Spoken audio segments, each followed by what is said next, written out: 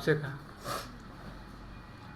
दोस्तों, जब कोई बिछड़ता है तो उसके जहन में क्या तसव्वुरात होते होंगे, क्या ख्यालात होंगे। मैंने कहने की कोशिश की, देखिएगा कि कहाँ मुमकिन था मैं दिल से तेरी यादें मिटा देता।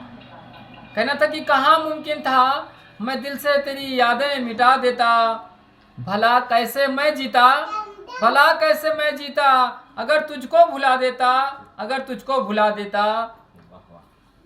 तुझे खोने का गम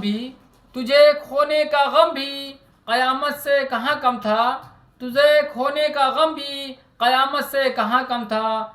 खुदा काश उस दिन ही मुझे दुनिया से मिटा देता। वाह वाह वाह। और तेरी रुसवाई के डर से लबों को सी के रखा है। मेरा एक लफ्ज़ ही तेरी बुनियादें हिला देता।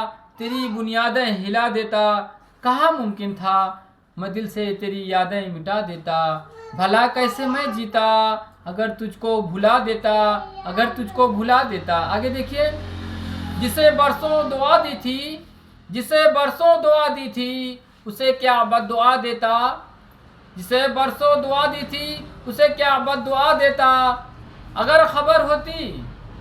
अगर खबर होती मुझको नहीं है यो मुक़द्दर में मेरे, उसी वक्त मैं हाथों की लकीरों को मिटा देता।